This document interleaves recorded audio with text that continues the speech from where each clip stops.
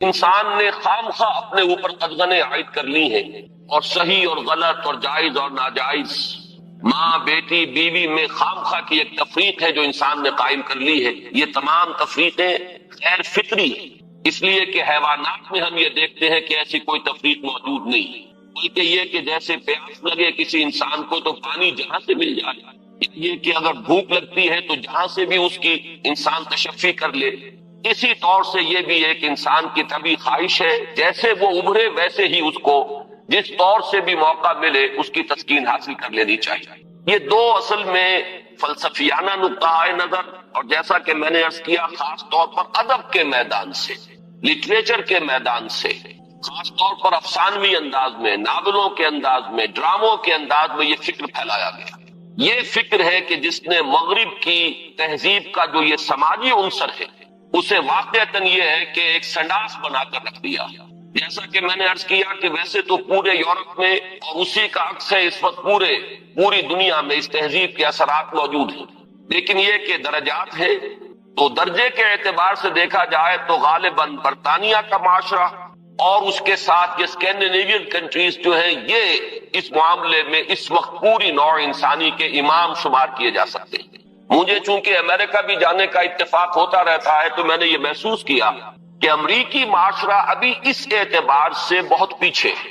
Europe کو اس میں پیش قدمی کا اور امامت کا شرف حاصل ہو چکا ہے، اور خاص طور پر یورپ میں بھی یہ تین ممالک جو ہیں یہ بہت آگے نکل گئے، چنانچہ شرم اور حیا نام کی کسی شے کا کوئی وجود وہاں نہیں ہے، عصمت و عفت کا کوئی تصور موجود نہیں ہے۔ معلوم ہوتا ہے کہ یہ چیزیں انسان کی لغت کی میں سے خارج ہو چکی ہیں، اس کے سوچ کے دائرے سے باہر ہو چکی ہیں، اور اسی کا سب سے بڑا مظہر یہ ہے کہ آپ کو معلوم ہوگا کہ برطانیہ میں بھی یہ قانون منظور ہو چکا ہے، اور اسکینڈینیوین کنٹریز میں بھی، کہ دو مردوں کی شادی بھی ہو سکتی ہے، دو مرد لیگلی قانونی طور پر شوہر اور بیوی کی حیثیت سے رہ سکتے ہیں، قانون انہیں تسلیم کرے گا یہ شوہر ہے اور یہ بیوی۔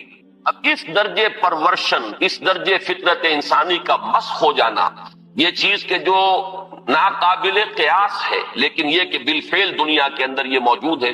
اور پچھلے دنوں جب مجھے اتفاق ہوا جانے کا سویڈن، تو وہاں معلوم ہوا کہ ایک پاکستانی بھی ہے، ایک سرحد کے رہنے والے صاحب جنہوں نے کہ ایک لڑکے سے وہاں شادی کی ہوئی ہے، اور قانونی اعتبار سے وہ میاں اور بیوی کی حیثیت سے وہاں مسلم طور پر زندگی گزار رہے ہیں۔ یہ جو معاملہ ہے، مجھے زیادہ صدمہ جس بات کا ہوا وہ اس پہلو سے کہ اس معاشرے کی جو اچیومنٹس ہیں، جو انہوں نے خوبیاں حاصل کی ہیں، ہمارا معاشرہ جو ہے ان کے بارے میں تو سوچنے کو بھی تیار نہیں۔ مثلاً یہ کہ سیاسی سطح پر مساوات، معاشی کفالت کا اصول کہ کوئی شخص وہاں بھوکا نہیں رہ سکتا، شخص کی گویا کہ کفالت جو ہے وہ ریاست کے ذمے ہے۔ وہ باتیں جو اسلام نے دی تھی، جو حضرت عمر فاروق رضی اللہ تعالیٰ عنہ کے سے قول منسوب ہے کہ اگر دجلہ و فرات کے کنارے کوئی کتا بھی بھوکا پیاسا مر گیا تو عمر قیامت کے دن ذمہ دار ہوگا۔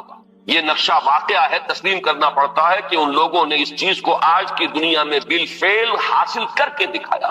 سماجی مساوات کا یہ عالم کہ اگر کوئی فائنینس منسٹر، اسے بھی اگر اپنا چیک کیش کرانا ہے تو وہ بھی بینک میں اسی طرح لائن میں لگتا ہے جیسے کوئی عام شہری لگتا ہے۔ یہ سماجی مساوات کہ غریب سے غریب آدمی بھی وہاں پر جو بھی ہے، چاہے وہ ویلفیئر پر زندگی گزار رہا ہو، وہ خود معذور ہو چکا ہو اور صرف اسے حکومت کی طرف سے جو ہے سہولتیں حاصل ہو، لیکن اس کا بچہ بھی اگر بیمار ہوگا تو اسے وہی علاج میسر آئے گا جو وہاں کسی کروڑ پتی کے بچے کو علاج میسر آئے گا، اور اس کے بچے کو بھی وہی تعلیم ملے گی جو کسی منسٹر کے بچے کو تعلیم حاصل ہو سکے۔ یہ چیزیں جو ان کے ہاں اچھی ہیں فی الواقع، جو اصلاً تو ہماری تھی، لیکن یہ ہے کہ اس وقت اگر ہمیں وہاں پر یہ چیزیں نظر آتی ہیں تو مجھے تو وہی احساس ہوا تھا کہ کتابیں اپنے آبا کی یہ موتی علم و حکمت کے جو دیکھیں، ان کو یورپ میں تو دل ہوتا ہے سی پارا، چیزیں ہماری تھیں لیکن یہ انہوں نے کر کے دکھایا۔ بدقسمتی ہماری یہ ہے کہ ان چیزوں کے بارے میں تو ابھی ہمارے ہاں کوئی سوچ نہیں، ادھر پیش قدمی کا کوئی امکان نہیں۔ ہم سینکڑوں کوس دور ہیں اس سے کہ اس قسم کے کوئی ہم معاشرتی ارتقاء جو ہے اس کے بارے میں سوچ بھی سکیں، لیکن جو ان کی گندگی ہے جس نے کہ ان کو تباہ کر کے رکھ دیا، خاندانی نظام ٹوٹ پھوٹ کر رہ گیا، جیسا کہ میں نے عرض کیا کہ شرم اور حیا جو ہے وہ ان کی لغت سے خارج ہو چکے ہیں، عصمت و عفت کے الفاظ بے معنی ہو چکے ہیں، یہ وہ گندگیاں ہیں کہ جن کو اپنے اس معاشرے کے اندر لانے کے لیے ہمارے ہاں ایک طبقہ ہے کہ جو پورے طور پر فعال ہے، اگرچہ عددی اعتبار سے اس کی کوئی حیثیت نہیں، وہ ایک بہت ہی حقیر اقلیت ہے، لیکن معنوی حیثیت ہے، اخبارات میں ان کے مضامین چھپتے ہیں، وہ دانشور شمار ہوتے ہیں، سرکاری حلقے جو ہے وہ ان کو سپورٹ کرتے ہیں، ذرائع ابلاغ جو ہے ان تک ان کی رسائی ہے، لہذا اس معاشرے میں تیزی کے ساتھ یہ چیزیں جو ہے وہ سرایت کرتی چلی جا رہی ہیں۔ بہرحال اس تمہید کے بعد اصلاً مجھے جس موضوع پر گفتگو کرنی ہے میں اس کی طرف آ رہا ہوں۔ میں جہاں تک پردہ اور زنا کے استئصال کے لیے جو دوسری تدابیر اسلام نے اختیار کی ہیں، جہاں تک اس کا تعلق ہے اس پر انشاءاللہ علیحدہ کسی موقع پر تقریر کروں گا۔ آج کے لیے میں نے طے کیا ہے کہ صرف اس مسئلے کو اچھی طرح ہم تھریش کریں، دیکھیں کہ واقعتاً نظریہ مساوات مرد و زن اس میں کوئی حصہ درست ہے یا نہیں ہے، تو کون سا ہے۔ ہمارے سامنے کسوٹی اور معیار جو ہے وہ اللہ کی کتاب ہے اور اس کے رسول صلی اللہ علیہ وسلم کی سنت ہے۔ ہمیں ان دونوں چیزوں کے حوالے سے دیکھنا ہے کہ اس نظریے میں صداقت کا ایلیمنٹ کتنا ہے اور دھوکہ اور فریب کا حصہ کتنا ہے۔ میں سب سے پہلے تو یہ عرض کروں گا کہ اسلام بھی دو سطحوں پر عورتوں اور مردوں کے درمیان کامل مساوات کا قائل ہے، لیکن ایک تیسری سطح وہ ہے کہ جس پر وہ ایک فرق کرتا ہے، درجہ بندی کرتا ہے۔ ان دونوں کو علیحدہ علیحدہ سمجھ لینا چاہیے۔ پہلی سطح جس پر کہ اسلام عورت اور مرد کے درمیان کامل مساوات کا قائل ہے وہ شرف انسانیت ہے۔ مرد بھی انسان ہے، عورت بھی انسان ہے۔ جو شرف انسانیت ہے اس میں مرد اور عورت برابر کے شریک ہیں۔ اگر کسی کے ذہن میں یہ تصور ہے کہ عورت کا وجود ایک گھٹیا وجود ہے، عورت ایک کمتر وجود کی حامل ہے، تو یہ خالص غیر قرآنی اور غیر اسلامی نقطہ نظر ہے۔ بدقسمتی سے بعض دوسرے معاشروں کے اثرات ہمارے ذہنوں میں بھی آ گئے ہیں۔ خود عیسائی معاشرے کا بنیادی تصور یہ تھا کہ عورت ہے ہی گناہ کی گٹھڑی، مجسم برائی، یہ ایو سے ایول کا لفظ بنا ہے۔ حضرت حوا کے لیے ان کے ہاں لفظ ایو ہے، اور ایو سے ایول ہے، ایول برائی کو کہتے ہیں، یعنی یہ کہ عورت کا تو سارا وجود ہی سرتاسر برائی ہے۔ یہ چیزیں کچھ مختلف ذرائع سے ہمارے ذہنوں میں بھی آئی ہیں۔ پھر یہ کہ یہ معاشرہ جو ہے ہمارا، جو پس منظر ہے تاریخی ہندو معاشرہ، اس میں بھی عورت کے گھٹیا ہونے کا تصور موجود ہے۔ تو سب سے پہلے یہ کہ ہمیں اپنے قلوب کا، اذہان کا جائزہ لینا چاہیے کہ اگر اس طرح کا کوئی جرثومہ ہمارے فکر میں ہے تو یہ خالص غیر قرآنی، غیر اسلامی۔ شرف آدمیت جس کا نام ہے اس میں عورت اور مرد برابر اور مساوی طور پر شریک ہیں۔ میں نے اس کے ضمن میں آپ کے سامنے ایک تو آیہ مبارکہ پڑھی ہے سورہ نساء کی۔ آپ کو معلوم ہے کہ معاشرتی مسائل پر قرآن مجید کی جامع ترین سورت سورہ نساء ہے۔ اس کا آغاز ہی اس سے ہوتا ہے کہ یا ایھا الناس، اے لوگو، اتقوا ربکم الذی خلقکم من نفس واحدۃ وخلق منها زوجہا وبث منہما رجالا کثیرا ونساء۔ اے لوگو، اپنے اس رب کا تقوی اختیار کرو جس نے تمہیں ایک انسانی جان سے پیدا کیا، اسی سے اس کا جوڑا بنایا، اور ان دونوں سے کثیر تعداد میں مردوں اور عورتوں کو زمین میں پھیلا دیا۔ گویا کہ پوری نوع انسانی ایک انسانی جوڑے کی نسل ہے۔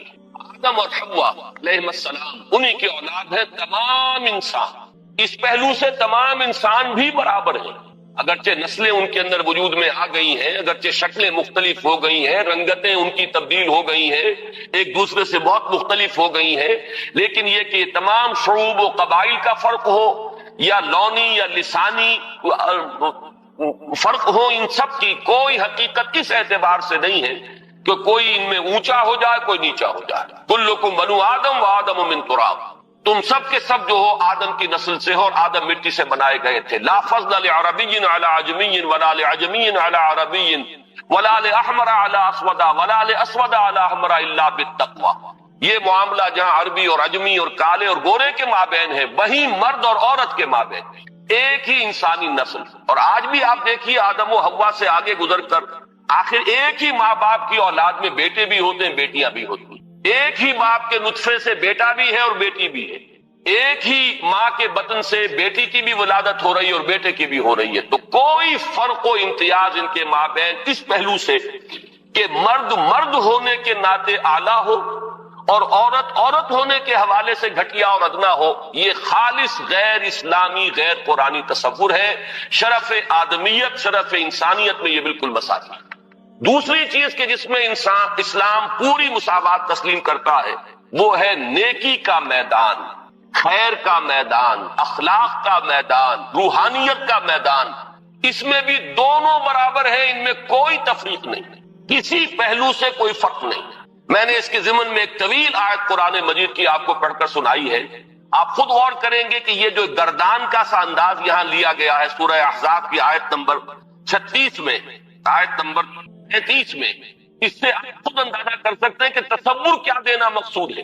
ان المسلمین والمسلمات، بے شک مسلمان مرد مسلمان عورتیں، والمومنین والمومنات، مومن مرد مومن عورتیں، والقانتین والقانتات، فرما بردار مرد فرما بردار عورتیں، والصادقین والصادقات، راست باز مرد راست باز عورتیں، والصابرین والصابرات، صبر کرنے والے مرد اور صبر کرنے والی عورتیں، والخاشعین والخاشعات، اللہ سے خشوع کا تعلق رکھنے والے، اللہ کے سامنے جھکنے والے مرد اور جھکنے والی عورتیں، والمتصدقین والمتصدقات، اور صدقہ دینے والے مرد اور صدقہ دینے والی عورتیں، والصائمین والصائمات، اور روزہ رکھنے والے مرد اور روزہ رکھنے والی عورتیں، والحافظین فروجہم والحافظات، اور اپنی شرمگاہوں کی حفاظت کرنے والے مرد اور اپنی شرمگاہوں کی حفاظت کرنے والی عورتیں، والذاکرین اللہ کثیرا والذاکرات، اور اللہ کا ذکر کثرت سے کرنے والے مرد اور اللہ کا ذکر کثرت سے کرنے والی عورتیں،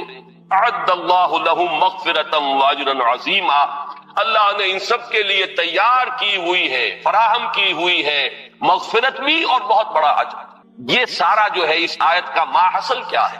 یہ تمام وہ اوصاف ہے کہ جو مطلوب ہیں، یہ محاسن ہیں، یہ بھلائیاں ہیں، یہ نیکیاں ہیں، یہ اعلیٰ اقدار ہیں جو اسلام چاہتا ہے کہ انسانوں کے اندر پروان چڑھے، اور اس آیت کا انداز بتا رہا ہے کہ اس میں کوئی فرق و تفاوت نہیں ہے، کسی کے لیے کوئی معاملہ نہیں ہے کہ عورتوں کے لیے یہاں جو ہے داخلہ ممنوع ہے یا عورتیں اس مقام تک رسائی حاصل نہیں کر سکتی، بلکہ یہ کہ نیکیوں میں، بھلائیوں میں، خیرات میں، حسنات میں، ان تمام کیفیات کے اندر عورتوں اور مردوں کے لیے کھلا میدان ہے، اپنی اپنی محنت، اپنی اپنی کوشش سے جو بھی چاہے اعلیٰ سے اعلیٰ مقام حاصل کر لے۔ اسی مضمون کے لیے میں نے ایک آیت آپ کو سورہ نساء کی بھی سنائی، للرجال نصیب مما اکتسبوا وللنساء نصیب مما اکتسبوا، مردوں کے لیے حصہ ہے ان میں سے جو انہوں نے کمایا، اور کمائی سے یہاں مراد ہے اعمال کی کمائی۔ قسم کا لفظ قرآن مجید میں شاذ کہیں آیا ہے معاشی کمائی کے لیے، آیا ضرور ہے لیکن بہت شاذ۔ اصل میں یہ لفظ جہاں بھی آتا ہے وہ اصل کمائی جو ہے انسان کی اس دنیا میں وہ نیکی یا بدی ہے۔ یہ جو معاش کی محنت ہے اور آپ اپنے لیے کوئی رزق فراہم کرتے ہیں، کوئی اپنی زندگی کے سلسلے کو برقرار رکھنے کے لیے ضروریات زندگی فراہم کرتے ہیں، یہ چیز تو ایک دنیا کی زندگی کی برتنے کی چیز ہے، یہ کوئی پائیدار شے نہیں ہے۔ اصل میں جو کچھ ہم کماتے ہیں وہ یا نیکی ہے یا بدی، یا خیر ہے یا شر ہے۔ ہم نے اپنی توانائیوں کا جو اصل حاصل جو ہے اس دنیا میں حاصل کیا وہ یا خیر ہے اور یا شر ہے۔ تو اصل میں قرآن مجید میں قسم کا لفظ آتا ہے اعمال کے لیے کہ کیا کمایا۔ اس کو بھی بعض لوگوں نے اس دور میں، بعض دانشوروں نے غلط طریقے پر انٹرپریٹ کیا ہے۔ اس کو سمجھ لینا چاہیے کہ یہاں اس آیہ مبارکہ میں لفظ قسم آ رہا ہے انسانی اعمال کے لیے۔ للرجال نصیب مما اکتسبوا، جو کمائی مرد کریں گے انہیں اس میں سے حصہ مل جائے گا، وللنساء نصیب مما اکتسبوا، اور جو کمائی عورتیں کریں گی وہ اس میں سے حصہ پائیں گے۔ یہ نہیں ہے کہ مرد کی کمائی میں سے عورت کو حصہ مل جائے اور عورت کی کمائی میں سے مرد کو حصہ مل جائے۔ شوہر کی اگر نیکی ہے تو اس کا فائدہ شوہر ہی کو پہنچے گا، بیوی کو نہیں پہنچ سکے گا، اور بیوی کی اگر نیکی ہے تو اس کا فائدہ بیوی ہی کو پہنچے گا، شوہر کو نہیں پہنچے گا۔ وَاسْأَلُوا اللَّهَ مِنْ فَضْلِهِ، اور یہ میدان کھلے ہوئے ہیں، اللہ سے سوال کرو، درخواست کرو، اس کے فضل میں سے مانگو جتنا مانگ سکتے ہیں۔ یہ مانگنے کے لیے بھی ایک استعداد مطلوب ہے۔ انسان اللہ تعالیٰ کے ساتھ اپنا قبلہ درست کرے گا، اللہ کی طرف، اللہ کے ساتھ اپنے اندر اخلاص پیدا کرے گا، تبھی مانگنے کی بھی اس کے اندر صلاحیت پیدا ہوگی، تبھی وہ واقعی اطمینان قلب کے ساتھ اللہ کے سامنے دست سوال دراز کر سکے گا۔ ان اللہ کان بکل شیء علیما، یقیناً اللہ تعالیٰ ہر چیز کا علم رکھتا ہے، وہ ہر ایک کو اس کی استعداد کے مطابق، اس کی محنت کے مطابق، اس کی کوشش کے مطابق عطا فرماتا ہے۔ اس میں ایک آیت اور چاہتا ہوں کہ آپ حضرات کے سامنے رکھوں، اور اس کے حوالے سے ذرا میں ہماری تاریخ کا جو صدر اول ہے صحابہ کرام کا دور، اور اس میں سے بھی بالکل سابقون الاولون کا جو دور ہے، اس میں سے چند حوالے دینا چاہتا ہوں کہ کس طرح ہمارے سامنے ان معاملات میں عورت اور مرد بالکل، میں یہاں جان بوجھ کر لفظ استعمال کر رہا ہوں، شانہ بشانہ، کہ جو آج غلط طریقے پر استعمال ہو رہا ہے، مختلف میدانوں میں عورت اور مرد کو شانہ بشانہ چلانے کی کوشش ہو رہی ہے، اصل میں یہ میدان ہے کہ جہاں اب مرد اور عورت شانہ بشانہ چلنے چاہیے۔ وہ سورہ آل عمران کے آخری رکوع کی آیت ہے، آپ میں سے اکثر حضرات کے ذہن میں ہوگا کہ اس مقام پر اللہ تعالیٰ نے اپنے کچھ نیک بندوں کی دعا نقل کی ہے، بڑی طویل دعا ہے، اور اس دعا کے بعد فوراً جو آیت آتی ہے اس میں اس دعا کی قبولیت کا اعلان، فاستجاب لهم ربهم انی لا اضیع عمل عامل منکم من ذکر او انثی بعضکم من بعض، تو اللہ نے ان کی دعا قبول فرمائی اور یہ ارشاد فرمایا کہ میں تو تم میں سے کسی بھی عمل کرنے والے کے کسی بھی عمل کو ضائع کرنے والا نہیں ہوں، خواہ وہ مرد ہو خواہ عورت، بعضکم من بعض، تم سب ایک دوسرے ہی سے ہو، ایک ہی باپ کی اولاد میں بیٹے اور بیٹیاں، اور ایک ہی ماں کے بطن سے بیٹے اور بیٹیاں۔ معلوم ہوا کہ تمہیں اگرچہ ہم نے مذکر اور مؤنث بنایا ہے، مرد اور عورت کی شکل دی ہے، لیکن یہ کہ تم ہو ایک ہی انسان، انسانیت کی جو نسل ہے اسی سے تعلق رکھنے والے۔ فالذین ہاجروا، اب یہاں اللہ تعالیٰ نے کچھ چوٹی کے اعمال کا ذکر کیا ہے۔ ایک اعمال تو وہ تھے جو سورہ احزاب کی آیت میں ہمارے سامنے آ چکے ہیں، یہ زیادہ تر انفرادی نوعیت کے ہیں، انسان کی نیکی ہے، راست بازی ہے، اللہ کا ذکر ہے، اپنی عصمت و عفت کی حفاظت ہے، صدقہ ہے، خیرات ہے، اور نماز پڑھنا ہے، یہ تمام چیزیں جو ہیں یہ انسان کی انفرادی نیکی کے اوصاف ہیں۔ لیکن یہاں جن چیزوں کا ذکر ہے وہ ہے در حقیقت اللہ کی راہ میں سرفروشی، جانفشانی، اللہ کی راہ میں تکلیفیں اٹھانا۔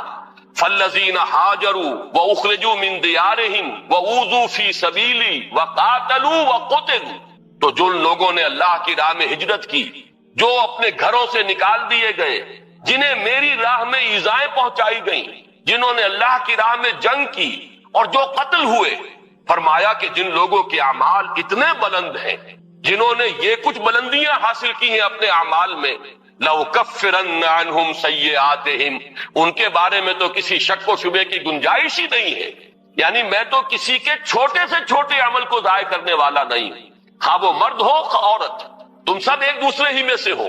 باقی جن کے اعمال اتنے بلند ہوں، اتنے اونچے ہوں، جنہوں نے یہ کچھ سرفروشی اور جانفشانی کی ہو ہمارے دین کی راہ میں، میں لازماً دور کر دوں گا ان سے ان کی برائیوں کو، اور میں لازماً داخل کروں گا انہیں ان باغات میں جن کے نیچے ندیاں بہتی ہوں گی، اور یہ اللہ کی طرف سے بدلہ ہوگا، اور اللہ ہی کے پاس ہے بہت بڑا بدلہ۔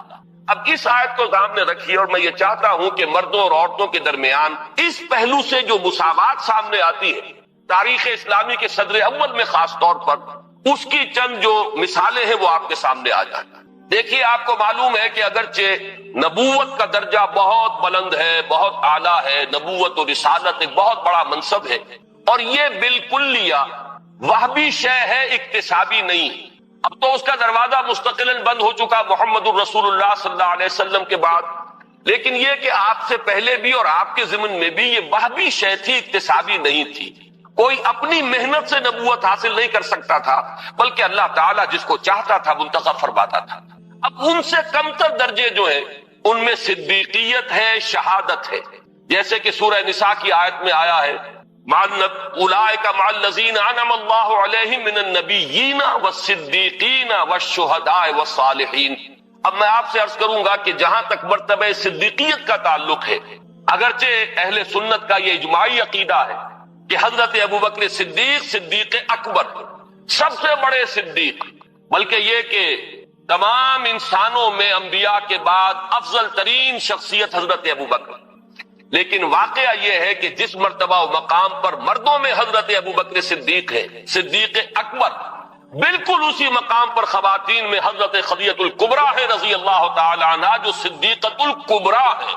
ان کے نام کے ساتھ یہ لفظ کبریٰ جو آیا ہے، اکثر لوگ جو ہے اس کو سمجھتے نہیں ہیں، کبریٰ اکبر کا مؤنث ہے، یہ صدیق اکبر ہے، وہ صدیقۃ الکبریٰ ہے کہ صدیقہ جو ہے، آپ کو معلوم ہے یہ لفظ قرآن میں حضرت مریم کے لیے آیا، امہ صدیقہ، حضرت عیسیٰ کی والدہ کے بارے میں آیا، وہ صدیقہ تھی۔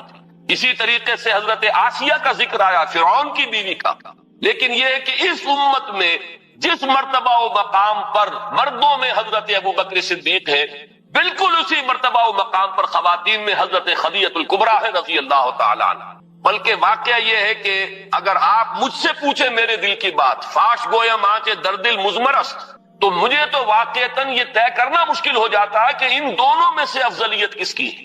اس لیے کہ جہاں تک اولیت ایمان کا تعلق ہے، اس میں بھی یہ بات بالکل سمجھ میں آتی ہے کہ حضرت خدیجہ کا ایمان مقدم ہونا چاہیے حضرت ابو بکر صدیق سے، اس لیے کہ پہلی وحی کے بعد آ کر سب سے پہلی جو گفتگو کی ہے حضور نے، ظاہر بات ہے کہ وہ اپنی زوجہ محترمہ سے کی۔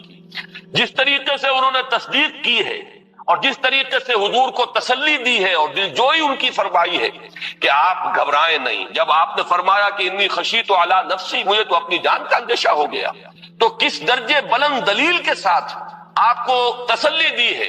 اللہ آپ کو ضائع نہیں کرے گا، آپ تو غریبوں کی سرپرستی فرمانے والے، بیواؤں کی مدد کرنے والے، اللہ تعالیٰ آپ کو ضائع نہیں کرے گا۔ پھر یہ کہ حضرت صدیق اکبر کے فضائل کا سب سے بڑا باب جو شمار ہوتا ہے وہ یہ ہے کہ انہوں نے حضور صلی اللہ علیہ وسلم کے مشن پر اپنی پوری دولت لگا دی۔ دو مواقع ایسے آئے ان کی زندگی میں، ایک مکی دور میں، ایک مدنی دور میں۔ مکی دور میں جب کہ ہجرت کے لیے تشریف لے جا رہے ہیں تو ایک پیسہ بھی گھر والوں کے لیے نہیں چھوڑا ہے۔ اول تو یہ کہ وہ ساری دولت ان کی سکڑ چکی تھی، اس وقت تک صرف ہو چکی تھی، کتنے ہی غلام اور کتنی ہی کنیزیں انہوں نے خریدی اپنے پیسے سے اور انہیں آزاد کیا جو ایمان لے آئے تھے اور جنہیں ستایا جا رہا تھا۔ پھر یہ کہ کاروبار میں سے تو سارا وقت اب نکل چکا تھا دعوت اور تبلیغ دین کے لیے، جو کچھ رہ گیا تھا وہ بھی لے کر حضور کے ساتھ صلی اللہ علیہ وسلم وہ تشریف لے گئے۔ پھر یہ کہ آپ کو معلوم ہے غزوہ تبوک کے موقع پر ہوا ہے کہ جو کچھ گھر میں تھا جھاڑو پھیر کر لا کر حضور کی خدمت میں پیش کر دیا۔ لیکن آپ غور کیجئے کہ بعین ہی یہی مقام حضرت خدیجہ الکبریٰ کا ہے رضی اللہ تعالی عنہا، وہ متمول ترین خاتون جن سے نکاح کے بڑے بڑے سرداران قریش جو ہے وہ متمنی تھے، انہوں نے اپنی پوری دولت جس طرح قدموں میں ڈالی ہے محمد الرسول اللہ صلی اللہ علیہ وسلم کی اور جس طرح ان کے ڈسپوزل پر رکھ دی ہے کہ جس طرح چاہیں صرف کرے، تو اس معاملے میں بھی واقعہ یہ ہے کہ یہ کہنا مشکل ہے کہ کس کا درجہ جو ہے وہ افضل ہے، کون اعلیٰ ہے، کون اس میں پیش قدمی لے گیا ہے۔ بس جیسے ایمان کے بارے میں ہم نے عافیت تلاش کی ہے کہ ہم اس طریقے سے کہہ کر اور اس میں آگے فیصلہ کرنے سے اپنے آپ کو بچا لیتے ہیں کہ عورتوں میں سب سے پہلے ایمان لانے والی حضرت خدیجہ اور آزاد مردوں میں سب سے پہلے ایمان لانے والے حضرت ابو بکر اور بچوں میں سب سے پہلے ایمان لانے والے حضرت علی اور غلاموں کے طبقے میں سب سے پہلے ایمان لانے والے حضرت زید بن حارثہ، اسی طریقے سے یوں سمجھیے کہ ان دونوں میں اگر کوئی افضلیت کا فیصلہ ہم نہ کرنا چاہیں تو کہہ سکتے ہیں کہ مردوں میں صدیق اکبر حضرت ابو بکر ہے رضی اللہ تعالی عنہ اور خواتین میں صدیقۃ الکبریٰ حضرت خدیجہ ہے رضی اللہ تعالی عنہ۔ اس سے آگے چلیے ہجرت کا معاملہ ہے۔ اب آپ دیکھیے کہ حضرت عثمان ہجرت فرما رہے ہیں حبشہ کی طرف، ان کی زوجہ محترمہ حضرت رقیہ ان کے ساتھ، اور حضور نے فرمایا کہ یہ پہلا جوڑا ہے کہ جو اللہ کی راہ میں ہجرت کر رہا ہے حضرت لوط اور ان کی اہلیہ کے بعد۔ وہ بھی جب اللہ کی راہ میں ہجرت کے لیے نکلے تھے تو اپنی وہ ایک انسانی جوڑا نکلا تھا، اور آج یہ عثمان اور ان کی اہلیہ حضور کے لخت جگر حضرت رقیہ، یہ دونوں میاں بیوی بھی اللہ کی راہ میں ہجرت کر رہے ہیں۔ پھر اسی موقع پر ہمیں معلوم ہوتا ہے کہ حضرت ام حبیبہ رضی اللہ تعالی عنہ انہوں نے بھی ہجرت کی، ان کا شوہر بھی مسلمان تھا، دونوں نے ہجرت کی، لیکن یہ کہ شوہر پر ایسی افتاد پڑی ہے حبشہ میں جانے کے بعد کہ وہ مرتد ہو گیا، عیسائی ہو گیا، شراب کا بہت زیادہ عادی تھا اور اسی کی وجہ سے اپنی عقل اور ہوش و خرد کو کھو گیا، اور چونکہ پھر حضرت ام حبیبہ وہاں بغیر شوہر کے رہ گئی، یہی وجہ ہے کہ حضور نے پھر پیغام بھجوایا ہے ان کی دلجوئی کے لیے، اس لیے کہ صاحبزادی کس کی ہے؟ ابو سفیان کی، وہ جو کہ قریش کے سردار ہیں۔ تو حضرت ام حبیبہ کا نکاح پھر حضرت نجاشی نے پڑھایا ہے اور اپنے پاس سے مہر ادا کیا ہے، اور یہ حضور صلی اللہ علیہ وسلم خود مدینے میں تھے، نکاح یہاں ہوا، بعد میں وہ پہنچی ہے مدینہ منورہ۔ تو میں اس وقت صرف یہ بتانا چاہ رہا ہوں کہ اللہ کی راہ میں ہجرت میں بھی مرد اور عورت ہمیں شانہ بشانہ نظر آ رہے ہیں، اس میں بھی ان کی اچیومنٹس وہی ہیں کہ جو مردوں کی۔ اوذو فی سبیلی کا معاملہ لیجئے تو حضرت سمیہ اور حضرت یاسر رضی اللہ تعالی عنہما شانہ بشانہ اس معاملے میں آپ کو نظر آئیں گے کہ جتنی ایذائیں ابو جہل نے پہنچائی ہیں حضرت یاسر کو، اتنی ہی ایذائیں جو ہے برداشت کی حضرت سمیہ نے۔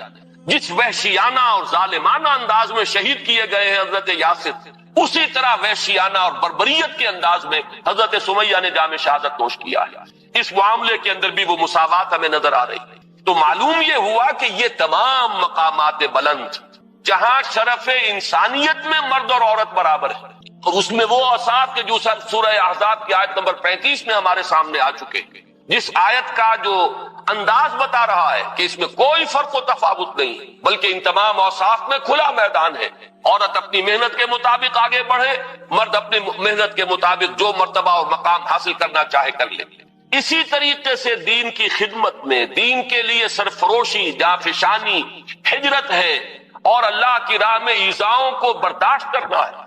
جس طرح حضرت بلال اور حضرت ابو فقیہ کو مارا گیا ہے اور پیٹا گیا، اسی طرح حضرت زنیرہ اور بعض دوسری باندیاں ہیں جو ایمان لے آئی حضور صلی اللہ علیہ وسلم پر، انہیں بھی مارا اور پیٹا گیا ہے۔ جس طریقے سے حضرت ابو بکر نے حضرت بلال، حضرت ابو فقیہ کو خرید کر آزاد کیا، اسی طرح متعدد باندیاں ہیں جو ایمان لے آئی تھی اور ان کو انہوں نے اپنے پیسے سے خریدا اور آزاد کیا۔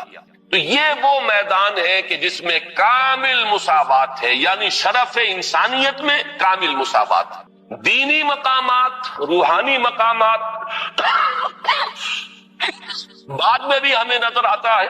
حضرت جنید بغدادی ہے رضی اللہ تعالیٰ عنہ، تو رابعہ بصریہ بھی ہے رحمت اللہ علیہما، تو ان میں معلوم ہوتا ہے کہ یہاں بھی کوئی فرق اور امتیاز ہمیں نظر نہیں آتا۔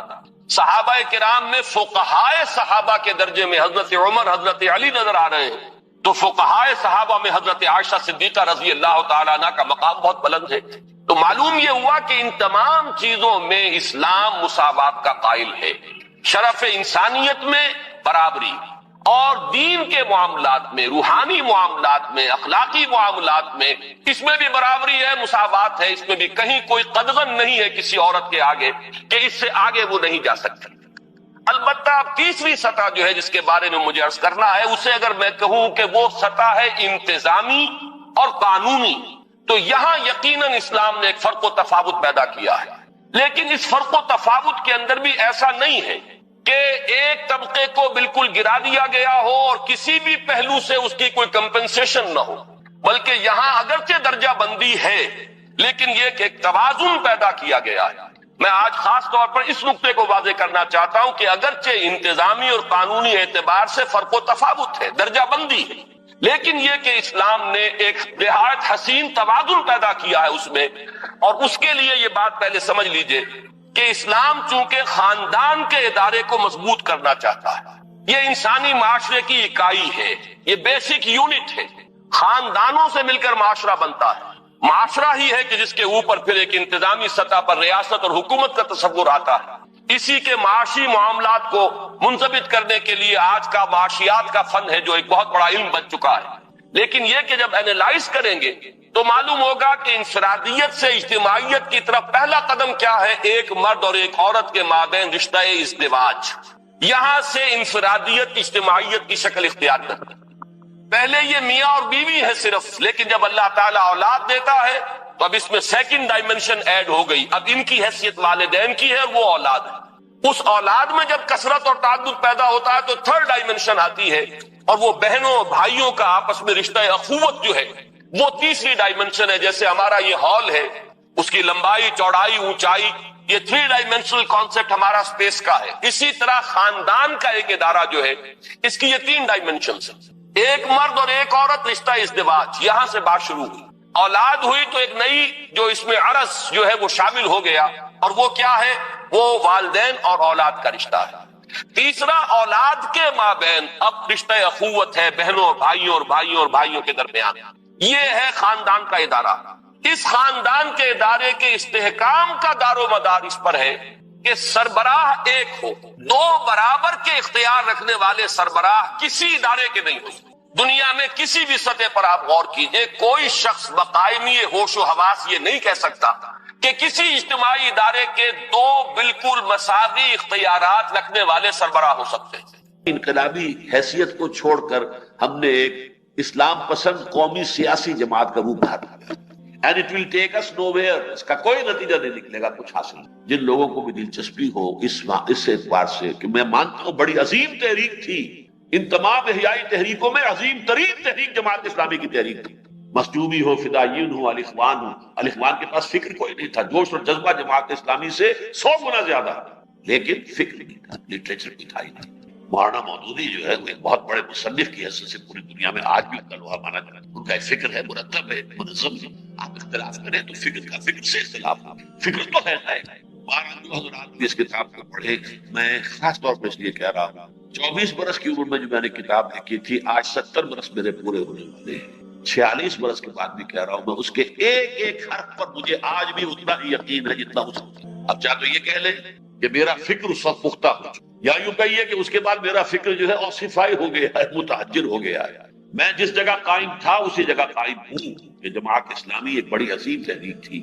90% وہ طریقے انبیاء پر تھی، لیکن اس نے جو ٹرن لیا ہے پاکستان بننے کے بعد، اس نے اس کی حیت اور ماہیت ہی کو بدل دیا ہے. اب وہ ایک سیاسی جماعت بن، اور سیاسی جماعت کے جو طریقے ہونے چاہیے وہ چونکہ اختیار نہیں کر رہے، طریقے کار لے کر چلنا چاہتے، پرانا انقلابی طریقے، تنظیم انقلابی، لہذا نہ ادھر کے رہے نہ ادھر کے رہے. کوا چلا ہنس کی چال، اپنی چال بھی بھول گئے. پہلا سبب یہ ہے، یہی معاملہ وہاں بھی. دوسرا سبب یہ ہے کہ ان تحریکوں میں ایمان پر وہ ایمفیسس نہیں ہے جو ہونا چاہیے تھا. عام طور پر یہ سمجھا گیا کہ ایمان تو ٹیکن فار گرانٹیڈ ہے، ہم مسلمان ہیں تو ایمان تو ہے نا بھائی. میں مسلمان ہوں، اللہ کو مانتا ہوں، رسول کو مانتا ہوں، آخرت کو، ختم نبوت کو مانتا ہوں، بس ٹھیک ہے. نہیں، یہ ایمان کے دو درجے ہیں. ایک وہ سچی ایمان ہے اقرار باللسان، جو موروثی طور پر بھی ہمیں مل گیا ہے والدین سے. یہ ایمان تو دنیا میں صرف مسلمان اپنے آپ کو منوانے کے لیے، بس یہ ایمان کافی ہے. حقیقی ایمان جس کی بنیاد پر تحریک چلے، تحریک میں قربانیاں دینی پڑتی، جانیں دینی پڑتی، تن من دھن لگانا پڑتا ہے، اس کے لیے یقین والا ایمان درکار ہے. اس دنیا پر اتنا یقین نہ ہو جتنا آخرت پر یقین ہو جائے. جب تک یہ نہیں، مادی وسائل پر اتنا اعتماد نہ ہو جتنا اللہ پر اعتماد. سارے وسائل موجود ہیں، کچھ نہیں ہو سکتا اگر اللہ نہ چاہے، اور کوئی وسائل موجود نہیں ہے پھر بھی یہ نتیجہ نکل سکتا ہے اگر اللہ چاہے. جب تک یہ یقین نہ ہو وہ ایمان نہیں ہے، وہ موروثی عقیدہ ہے. تو جو ایمفیسس ہونا چاہیے اس معاملے میں، اخوان بہتر رہے جماعت اسلامی سے. اس کی وجہ کیا ہے؟ ان کی مادری زبان عربی ہے، قرآن مجید وہ پڑھتے، تو قرآن مجید کے ذریعے سے ان کو کچھ نہ کچھ بہتر ایمان کی گہرائی جو ہے زیادہ نصیب ہوئی. ہم لوگوں کا معاملہ یہ ہے، اور اس کی کوئی خصوصی مہم نہیں چلائی گئی کہ جماعت اپنے کارکنوں پر لازم کرے جو پڑھے لکھے لوگ ہیں کہ عربی سیکھیں، قرآن کو اپنی آنکھوں سے سیکھیں. بس یہ کافی سمجھ لیا گیا، مولانا مودودی کی تفسیر پڑھ لیا کرو، تفسیر القرآن، بس یہ گویا کہ. تو پہلی بات یہ کہ اس میں انڈر ایمفیسائز ہوا ایمان. اور نمبر دو، اس میں اس سے بھی اہم تر بات یہ ہے کہ ایمان ہے ایک عوام الناس کا، ایک ایمان ہے intelligentsia, the intellectual minority, the brain trust of the society. ان کے اندر ایمان پیدا کرنا بہت مشکل کام ہے. عام آدمی کا دماغ اور اس کا دل کلین سلیٹ کے مانند ہے، اس پہ کچھ لکھا ہوا ہے ہی نہیں. نہ اسے پتا یہ کہ ڈارون کس بلا کا نام ہے، نہ اسے یہ پتا کہ فرائڈ کس چڑیا کا نام ہے، مارکس کیا مصیبت تھی کچھ پتا نہیں، برٹرینڈ رسل کون تھا، آئنسٹائن کس چڑیا کا نام. ان کو کچھ نہیں ہے، کوئی نظریات ہی کہ ہاں خلا ہے نظریات. کلین سلیٹ، تختی ہے، صاف ہے، پوچی ہوئی ہے، جسے کہتے تھے بچے پوچھ لو، پٹی جو ہے اس کو پوچھ لو، پوچی ہوئی تختی پر لکھ دیجئے جو چاہے لکھ دیں گے. عوام کا معاملہ ہو، اس کے لیے نصیحت کام کر جائے. از دل خیزت بر دل ریزت، خلوص کے ساتھ بات آپ کے دل سے نکلی، زبان سے وارد ہوئی، اور خلوص کے ساتھ اس کے کانوں سے ہو کر اس کے دل میں اتر گئی، اس لیے کہ کلین سلیٹ ہے. لیکن یہ جو پڑھے لکھے ہیں، یہ کوئی ڈارون کا اسیر ہے، کوئی فرائڈ کا اسیر ہے، کوئی مارکس کا اسیر ہے، کوئی سارٹرے کا اسیر ہے، کوئی کسی اور کے فلسفے میں الجھا ہوا ہے، سرگرداں ہے، کوئی سائنٹسزم ہے، کوئی امپیریلزم ہے، کیا کچھ ہے، لاجیکل پوزیٹیوزم ہے، ایگزسٹینشلزم ہے، امپیریسزم ہے.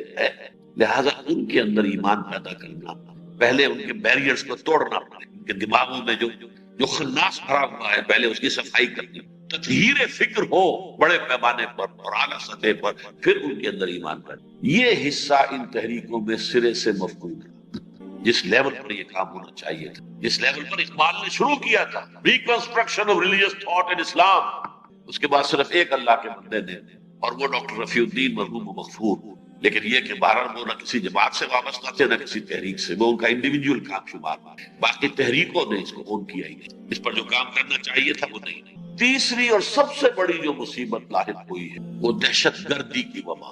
دیکھیے، دہشت گردی کے موضوع پر میں تقریر کر چکا ہوں 26 نومبر پر اسی جگہ پر. ہو سکتا ہے بہت سے حضرات محسوس کریں اس وقت کیا کہا تھا، اب کیا کہا. اس وقت میں نے کسی درجے میں دہشت گردی کا جواز، وہ کس حالت، اگر کسی فرد کو بے بس کر دیا جائے، لاچار کر دیا جائے، وہ کچھ نہ کر سکے، تو پھر اس کی طرف سے غصے کا اظہار، کوئی گالی گلوچ ہو جائے، کچھ تو ہو، دشنام نالہ ہاؤ فریاد کچھ تو ہو، چیخے ہے درد ہے دلے برباد کچھ تو ہو، اس کو کسی درجے میں جواز دیا جا سکے، وہ کیا کرے؟ You have left no way open for ہم، آپ نے اسے دیوار سے لگا دیا، کچھ تو کرے گا۔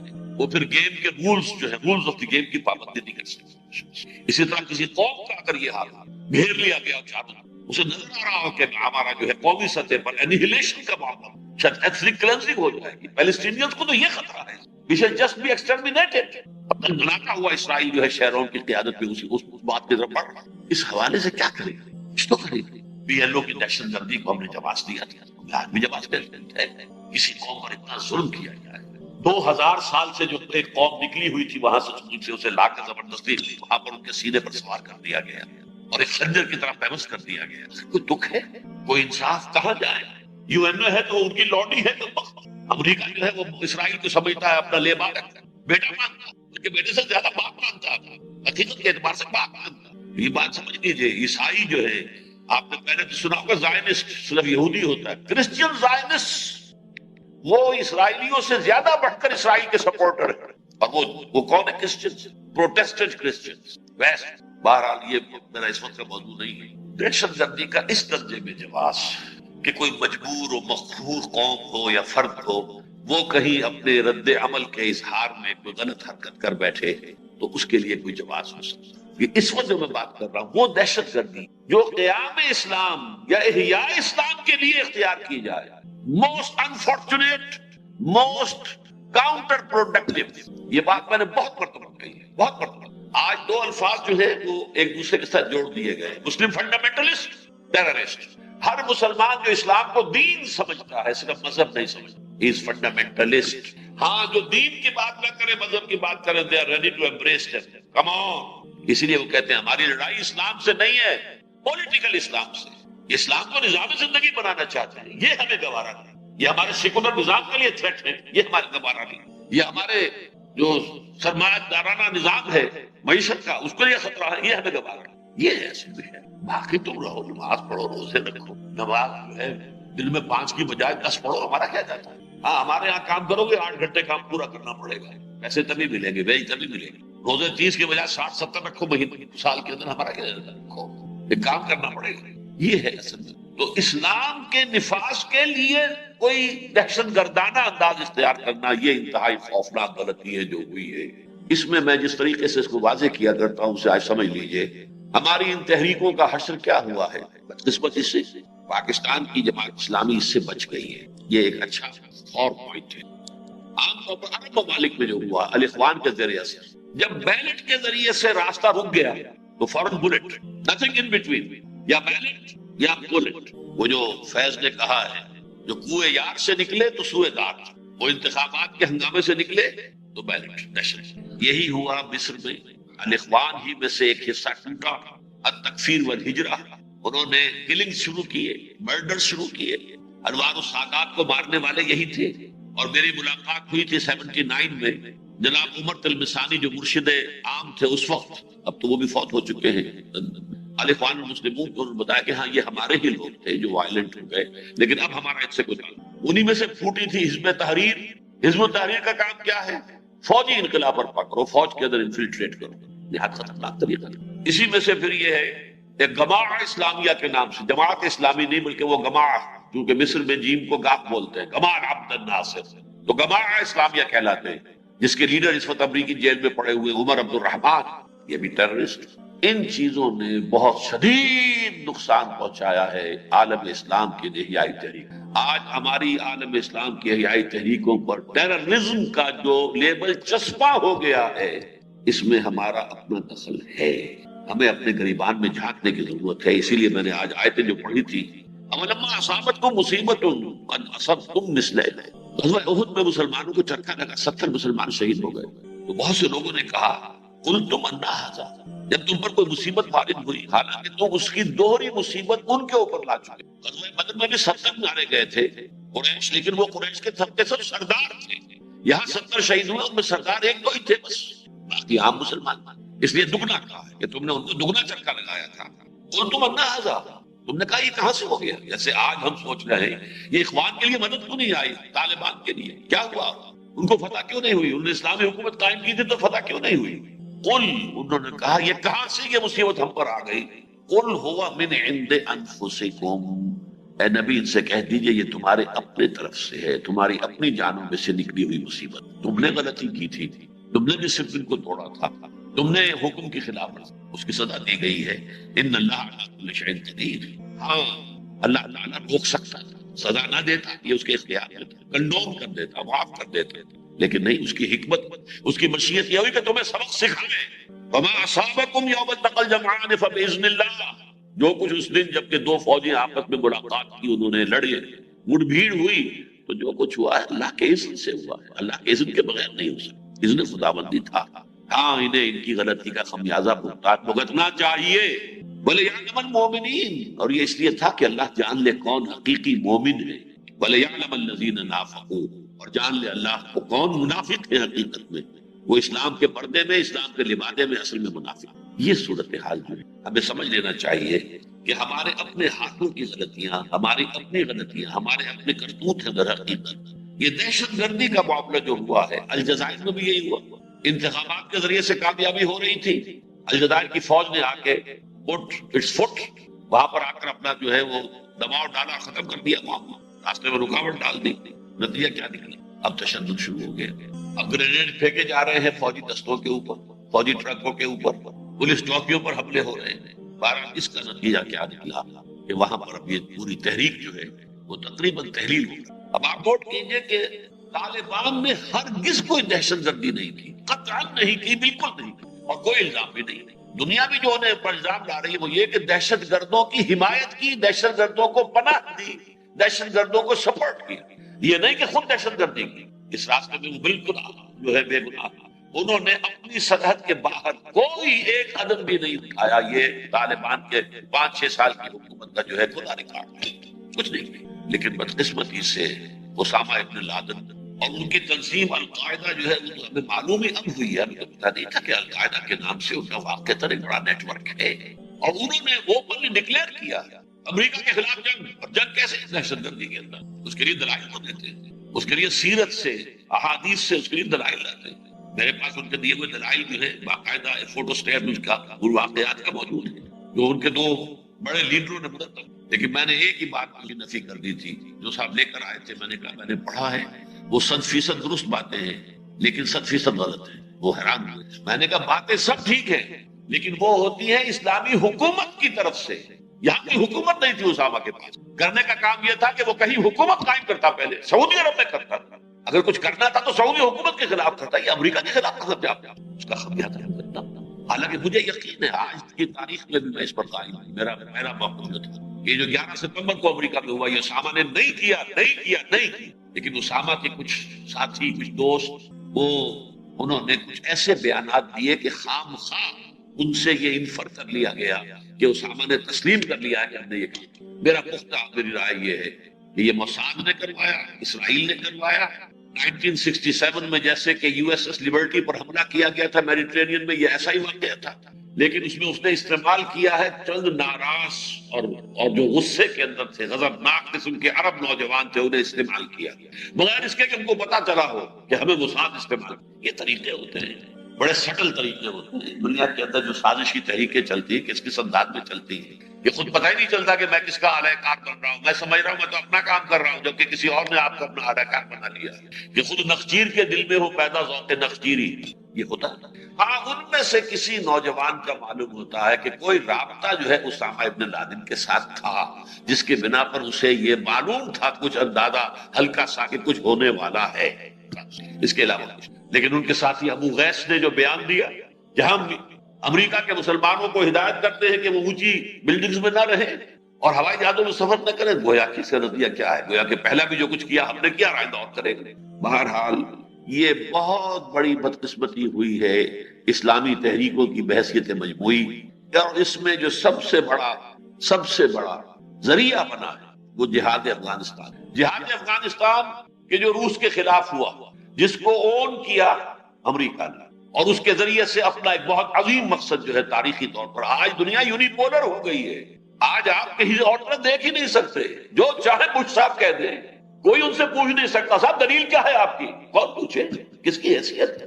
روس بھی ہے تو منقار زیر پر ہے، چائنا بھی ہے تو اسے بھی اپنی مصلحتیں لاحق ہیں، آخر مصلحتیں کس کے لیے نہیں؟ اس سے پہلے بائی پولر ورلڈ تھی، اس میں کچھ نہ کچھ بچت ہوتی تھی۔ ایرانین ریولوشن کو بچت اس لیے ہو گئی تھی کہ امریکہ کوئی قدم اس لیے نہیں بڑھا سکا آگے ایران کے خلاف کہ اندیشہ تھا کہ رشیا آ جائے گا، اور رشیا تو سب پر بیٹھا ہوا ہے۔ ایران اور رشیا میں فرق کیا ہے؟ 30 ڈویژن آرمی جو ہے رشین، وہ ایران کے شمالی جو سرحدیں ہیں ان کے اوپر پڑی ہوئی تھی کہ ذرا اگر امریکہ موو کرے گا ہم فوراً، اور وہ تو گھنٹوں کے اندر آگے آ جاتے ان کے ٹینک۔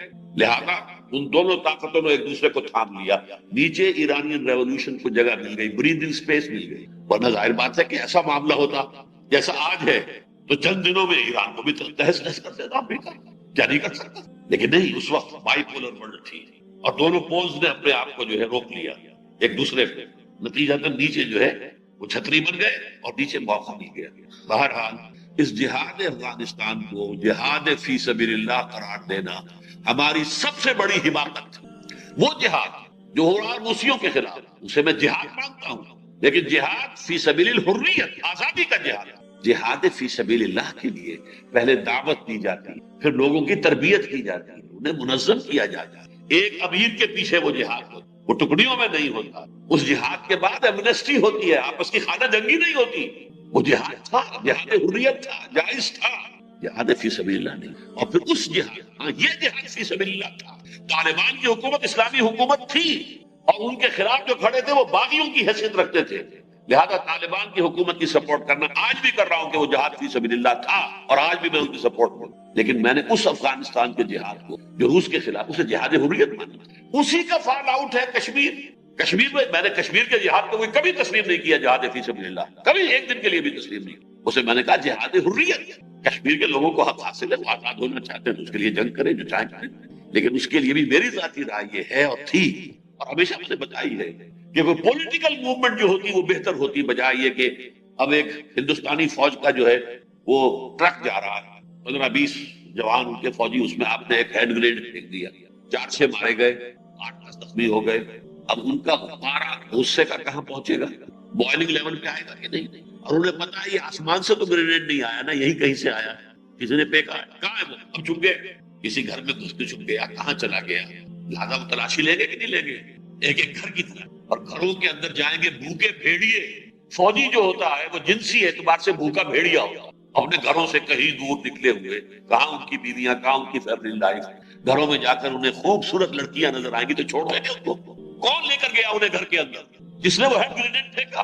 ورنہ اگر کوئی جلوس نکلا ہوتا، اور جلوس جو ہے 10,000 کا 20,000 کا، اس کے اوپر گولی چلتی، 20 آدمی بھی مر جاتے، دنیا کے اندر اس کا نقشہ کچھ اور آتا، اور یہ جو آئے دہشت گردی کا نقشہ، یہ ہے صورتحال۔ اس کا نقصان ہوا، کشمیریوں کو نقصان ہوا، مارے گئے بیچارے کشمیری، کتنے مارے گئے، کتنی عورتیں جو ہے ریپ ہو گئی۔ لیکن سیاسی تحریک اگر ہوتی، میں نے ایک دفعہ مثال بھی دی تھی، اندرا گاندھی کا جب دور حکومت تھا بھارت میں، اس نے 2 صوبوں کی پروونشل حکومتوں کو ایک دم جو ہے ڈسمس کر دیا۔ ایک تھی آندھرا پردیش کی، اینٹی راما راؤ، جو ان کا کبھی ایکٹر ہوتا تھا، بڑا بھگوان سمجھا جاتا تھا، رام چندر کا رول کیا تھا اس نے، اس میں NT Rama Rao, he was the chief minister of Andhra Pradesh. اور ایک ڈاکٹر عبداللہ جو ابھی بیٹھے ہوئے ہیں، عبداللہ کے بیٹے فاروق عبداللہ، دونوں کو ڈسمس کیا۔ آندھرا پردیش سے 2 لاکھ آدمی چل کر اور دلی پہنچ گئے، حالانکہ آندھرا پردیش تقریباً 1000 میل کے فاصلے، حیدرآباد ہے نا اس کا جو ہیڈ کوارٹر، اور یہاں سری نگر کتنے فاصلے تھے؟ 400 میل ہوگا میکسیمم۔ وہاں سے 2 لاکھ آدمی آ گئے، یہاں سے ایک آدمی بھی نہیں گیا۔ انہوں نے جا کر گھیراؤ کیا سیکریٹریٹ کا، جیسے کہ یہاں شیعوں نے کیا تھا ضیاء الحق کے زمانے میں، بیٹھ گئے کہ ہم نہیں اٹھیں گے یہاں سے۔ Who are you to dismiss our government؟ ہم نے اپنے ووٹوں سے جو ہے اپنی پروونشل گورنمنٹ بنائی ہے، Who are you؟ وہ نہیں گئے وہاں سے جب تک کہ وہ ڈسمسل واپس نہیں ہو گئی اور بحال نہیں کر دی گئی اینٹی راما راؤ کی منسٹری۔ یہ ہوتا ہے پولیٹیکل پروسیس۔ اور کشمیر سے کیا ہوا؟ ڈاکٹر فاروق عبداللہ کا بہنوئی بخشی غلام محمد خود حاضر بھائی، حاضر حضرات، جو چاہیں آپ میں خدمت کرنے کو تیار۔ یہ تو ہمارا حال ہے قومی سطح پر۔ سیاسی اعتبار سے کسی کی ایک کی جو ہے وہ نصیب نہیں پھوٹی کہ ہماری حکومت کیوں ختم کر دی گئی۔ تحریک اگر وہاں ہوتی سیاسی، اس کے نتائج کچھ اور، اس نے کچھ نہیں دیا۔ اب وہ حال جو سامنے آ رہا ہے، میری باتیں پہلے بڑی بری لگتی تھی لوگوں، یہاں جو ہے سمجھا جاتا تھا، میرے ساتھی کہتے تھے خدا کے لیے آپ یہ باتیں نہ کیا کیجیے پبلک کے اندر، لوگوں کے جو ہے احساسات ہیں، لوگوں کی الرجیز ہیں، لیکن میں نے ہمیشہ الحمدللہ زندگی میں اسی بات کے اوپر تو میں جو ہے اگر لفظ فخر کرنا غلط نہ ہو تو فخر کرنے کو بھی تیار ہوں کہ ہمیشہ جو دل کی بات تھی وہ کہی ہے. مجھے اس سے غرض نہیں ہے کہ کسی کو پسند آتی یا نہیں آتی، میں نے کبھی اسے جہاد فی سبیل اللہ نہیں. جہاد حریت وہ بھی کشمیر کے لوگوں کے، یہاں کے لوگوں کے لیے نہیں.